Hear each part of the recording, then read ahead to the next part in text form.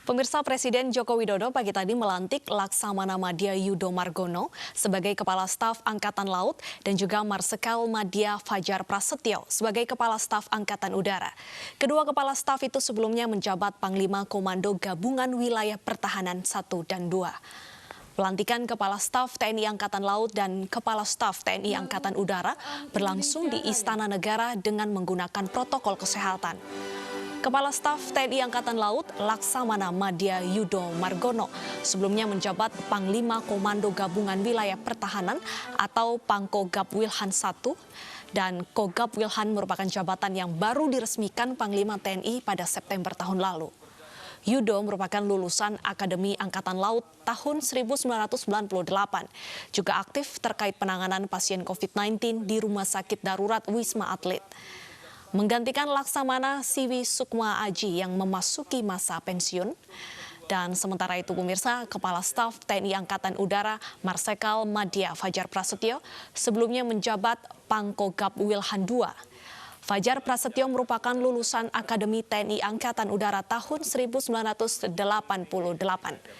Mantan dan Lanut Halim Perdana Kusuma tahun 2016-2018 menggantikan Marsikal Yuyu Sutisna yang akan pensiun pada Juni mendatang.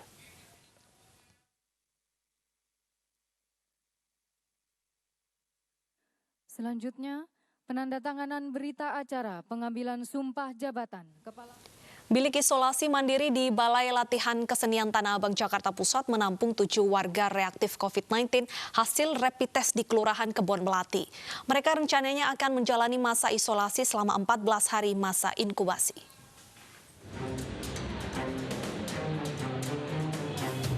Deretan tenda berwarna orange ini dinamakan bilik isolasi mandiri. Ada 20 bilik berukuran 2,5 x 2 meter yang disiapkan di Balai Kesenian Tanah Abang, Jakarta Pusat.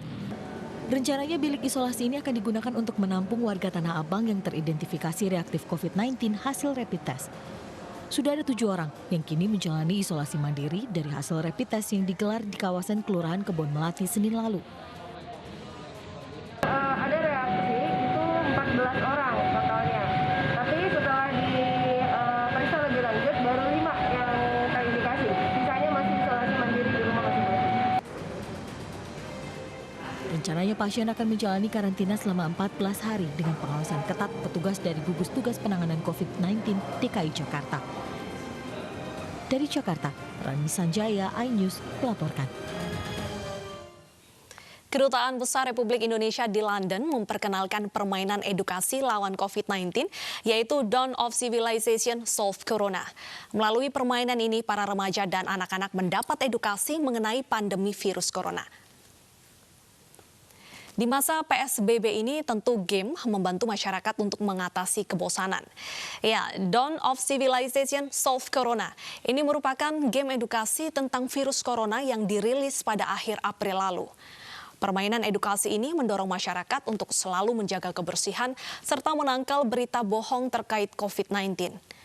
Selain itu, pemain juga dapat beramal karena 500 bintang yang dikumpulkan di dalam game ini, maka pemain telah menyumbang 1 paket sembako untuk keluarga yang membutuhkan atau 1 set alat pelindung diri bagi tenaga medis.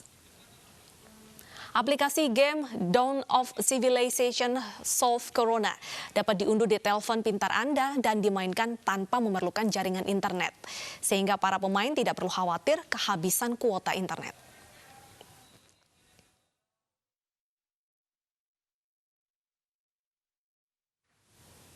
Dan pemirsa, bagaimana serta siapa pembuat ide dari game Corona ini?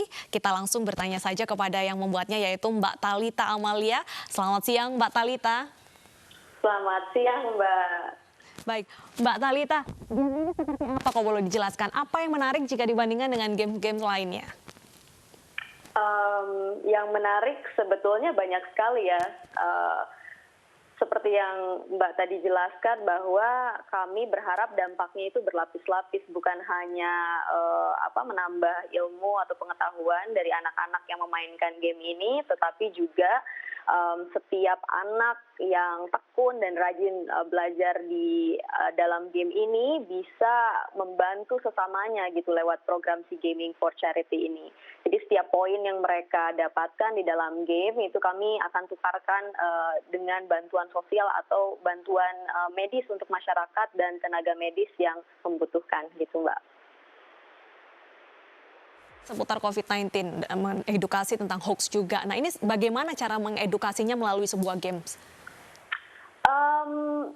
Menarik pertanyaannya karena kita tahu bahwa sekarang ini 9 dari 10 anak di dunia itu kan putus sekolah ya karena pandemi ini. Juga kami resah melihat banyaknya anak Indonesia yang juga kehilangan kesempatan belajar dan juga masyarakat yang kurang mengerti bahaya dari pandemi ini, sehingga kami menyematkan pendidikan yang sifatnya cukup berat ini melalui permainan yang seru begitu, yang kami tahu anak-anak menyukainya, dan sehingga apa yang kami ingin sampaikan, pengetahuan-pengetahuan yang penting itu bisa terserap dengan efektif. Baik, sejak April lalu sudah berapa banyak Mbak yang mendownload game ini? Sudah ribuan sejak kami rilis game ini bertepatan dengan Hari Pendidikan Nasional ya. Dengan dukungan penuh dari pemerintah Jawa Timur juga kala itu yang merilis game ini, dan saat ini sudah lebih dari 700 bantuan sosial yang dibantu juga oleh anak-anak melalui pelajaran di game ini yang didistribusikan kepada masyarakat dan juga tenaga medis yang membutuhkan. Baik, harapannya bagaimana Mbak dengan penanganan corona di Indonesia saat ini? Harapannya adalah sebetulnya kami ingin membantu pemerintah sekecil apapun itu berkontribusi untuk memerangi dan melawan COVID-19 ini ya.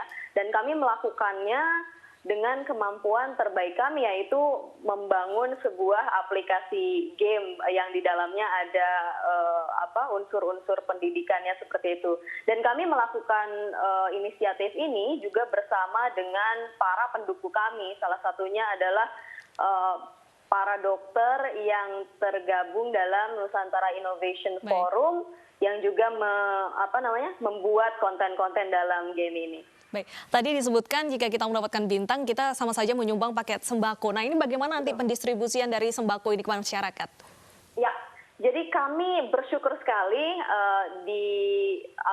didukung oleh banyak pihak. Salah satunya adalah donatur kami, yaitu Lions Club Medan Lestari, yang menggalang dana, kemudian juga membantu kami mendistribusikan bantuan ini atas nama Sobat DOC Peduli atau panggilan untuk pemain di game ini.